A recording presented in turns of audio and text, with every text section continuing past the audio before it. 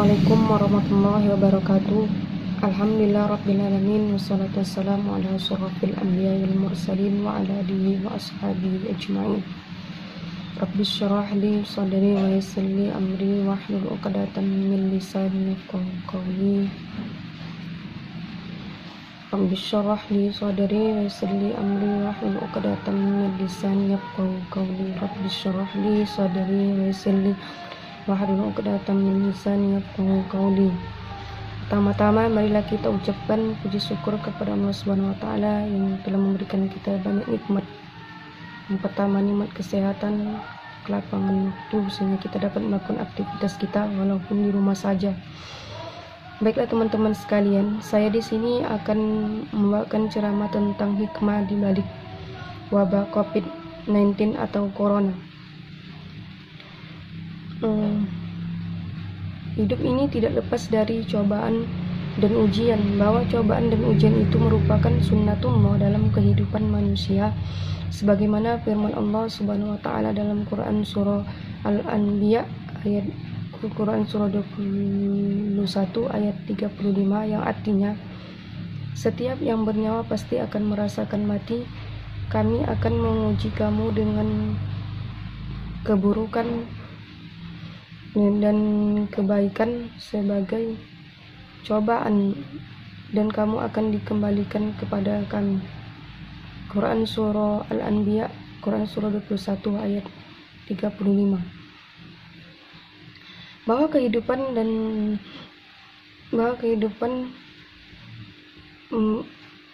cobaan dan ujian ini merupakan ulah tangan manusia itu sendiri, tapi manusia itu tidak sadar, dan sehingga terjadinya pada tahun ini COVID-19 atau corona yang mana berpengaruh dalam semua bidang kehidupan,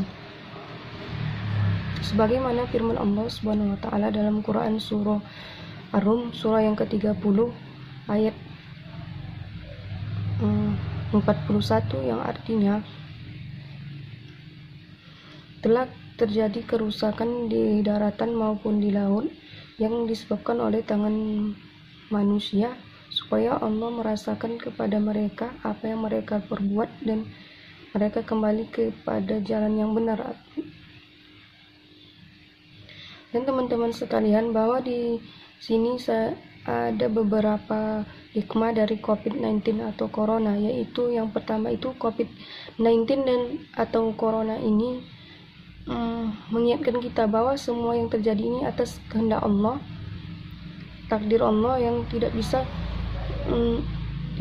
kita untuk menolaknya,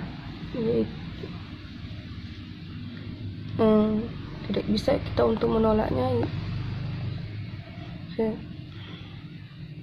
Jadi kita ini nggak patut sombong dan takabur dari apa yang ilmu yang telah kita punya dan harta yang kita miliki. Hanya semua ini terjadi atas kehendak Allah, dan semua bertasbih kepada Allah Subhanahu wa taala. Yang kedua ini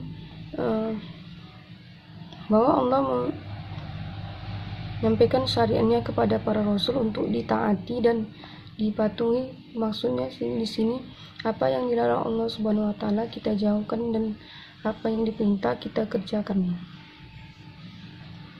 Yang ketiga itu, virus corona ini mengajarkan kita untuk makan makanan yang halal, baik hidup bersih jasmani maupun rohani. Itu terdapat dalam Quran surah Al-Baqarah surah yang kedua ayat 168.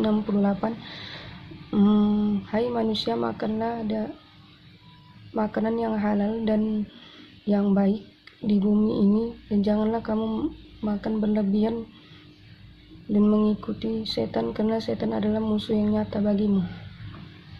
Yang keempat itu, virus corona ini mengajarkan kita untuk lebih memperkuat ilmu, itu membaca,